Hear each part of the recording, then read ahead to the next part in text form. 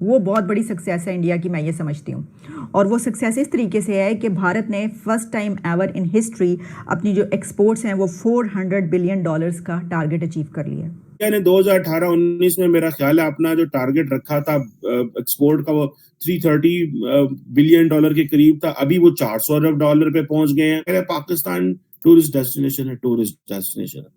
India जो है वो कश्मीर को टूरिस्ट डेस्टिनेशन बनाने लगा बिकॉज उसने अपनी पॉलिटिकल स्टेबिलिटी और अपने ग्लोबल क्लाउड से इन्वेस्टर को लेके आ रहा है कि कश्मीर में पैसा लगाओ तुम, और वो खुद भी इन्वेस्ट। तो अब ये बताएं कि हमारे कश्मीर में कितने ऐसे मेडिकल कॉलेज हैं, कितनी यूनिवर्सिटी हैं, कितने एयरपोर्ट हैं, ये क्वेश्चन है।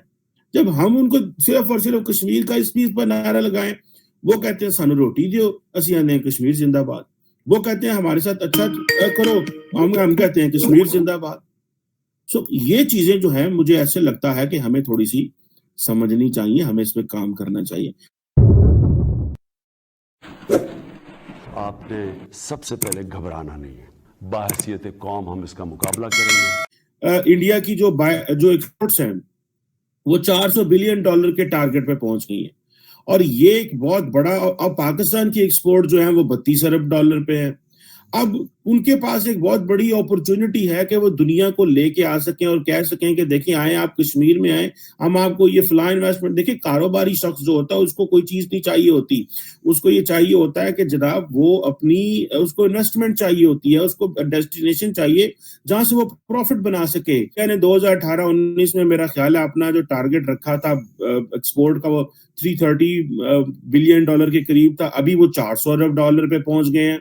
अब मुझे ये बताएं, एक तरफ पाकिस्तान $32 अरब की एक्सपोर्ट करता है, तो बाकी पैसे ऐसी मांगने हैं अपने उन लोगों से, वो जो हमारे फॉरेन एक्सपेट्रिएट्स जिन्हें हम वो बोलते हैं साढ़े जड़े, वो जिनके ऊपर सारी इमरान खान ने जिन्हें कहते ना सारे मुल्क का झुकाव उनके ऊपर है, बेचारों के ऊपर। एक और खबर भी मेरी नज़र से गुजरी, वो बहुत बड़ी सक्सेस है इंडिया की, मैं ये समझती हूँ। और वो सक्सेस इस तरीके से है कि भारत ने first time ever in history अपनी जो एक्सपोर्ट्स हैं वो $400 बिलियन का टारगेट अचीव कर लिया। दिस इज़ बिग हिट, मतलब बहुत ज़बरदस्त स्ट्रैटेजी उनकी एक्सपोर्ट्स की। $400 बिलियन जो है बड़ी अचीवमेंट है। अच्छा, इसके ऊपर उनके प्राइम मिनिस्टर की तरफ से ट्वीट भी आया जिसमें उन्होंने कहा है कि first time India set N ambitious target of $400 billion of goods exports and achieved it's target for the first time ever in history. और मज़े की बात यह है कि मैं आपको ये बताऊं कि लास्ट ईयर अगर आप सिर्फ एक साल पहले देखें तो उन्होंने जो अपनी एक्सपोर्ट्स का टारगेट था जो अचीव किया था वो $292 बिलियन था, और इस साल $400 बिलियन। देख कितना बड़ा जंप लगाया है। और इसमें ये भी बात है कि ये नहीं है कि आईटी की जो है प्रोडक्ट्स हों या इस तरह से, नो, ये जो $400 बिलियन की एक्सपोर्ट्स हैं ये टेंजिबल गुड्स हैं जो वो थ्रू कोरियर भेजते हैं पूरी दुनिया में। मतलब उनके जो भी प्रोडक्ट्स हैं, जो भी एक्सपोर्ट्स हैं वो हैं ये, इसमें आईटी की प्रोडक्ट्स या इस तरह से कोई वो नहीं है। तो ये एक बड़ी बात है, और मैं समझती हूँ कि अगर आपके जो नेबर हैं वो इतने ज़्यादा कंपटीशन में आपसे आगे हों तो अच्छी बात है, मुकाबले की फ़ज़ा तो बहुत अच्छी होती है। हमें भी जो है मुकाबले में आगे बढ़ना चाहिए और अपनी एक्सपोर्ट्स को बढ़ाना चाहिए। लेकिन प्रॉब्लम ये है कि हम अपनी एक्सपोर्ट्स पर, वैसे तो प्राइम मिनिस्टर इमरान खान ने कहा था कि उनके जो ये इरा है, उनके जो 3-4 साल हैं इसमें एक्सपोर्ट्स बहुत ज़्यादा बढ़ी हैं।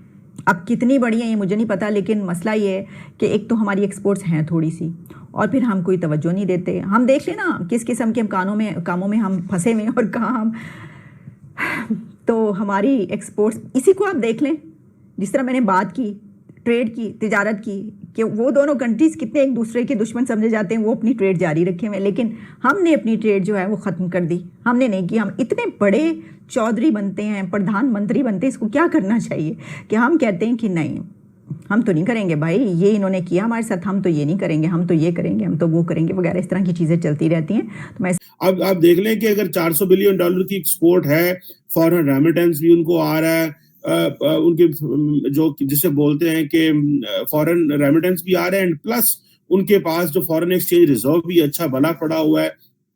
तो किसी मुल्क को ने जब इंडिकेटर देखने होते हैं इन्वेस्टमेंट के हवाले से, किसी मुल्क ने जब इंडिकेटर देखने होते हैं कि ये मुल्क किस तरफ जा रहा है, तो फिर वो मुल्क इसी तरह देखेंगे कि भाई ये जो मुल्क है इसकी ये इंडिकेटर्स ठीक है, वहाँ पॉलिटिकल स्टेबिलिटी भी है, लीडर के पास वो भी है। अब हमें ये बातें बुरी लगेंगी और हम कह रहे हैं कि जनाब वो जो है वो आरएसएस आ गई और आरएसएस छा गई और आरएसएस ने ये कर दिया। वो एक अपनी जगह पे, दुनिया रियलिटी को इस चीज को मानने को तैयार नहीं है जो हम कह रहे हैं। पाकिस्तान टूरिस्ट डेस्टिनेशन है, टूरिस्ट डेस्टिनेशन है। इंडिया जो है वो कश्मीर को टूरिस्ट डेस्टिनेशन बनाने लगा बिकॉज उसने अपनी पॉलिटिकल स्टेबिलिटी और अपने ग्लोबल क्लाउड से इन्वेस्टर को लेके आ रहा है कि कश्मीर में पैसा लगाओ तुम, और वो खुद भी इन्वेस्ट। तो अब ये बताएं कि हमारे कश्मीर में कितने ऐसे मेडिकल कॉलेज हैं, कितनी यूनिवर्सिटियां हैं, कितने एयरपोर्ट हैं, ये क्वेश्चन है। जब हम उनको सिर्फ और सिर्फ कश्मीर का इस चीज पर नारा लगाएं, वो कहते हैं सानू रोटी दो, असि आने कश्मीर जिंदाबाद। वो कहते हैं हमारे साथ अच्छा करो, हम कहते हैं कश्मीर जिंदाबाद। सो ये चीजें जो है मुझे ऐसे लगता है कि हमें थोड़ी सी समझनी चाहिए, हमें इस पे काम करना चाहिए।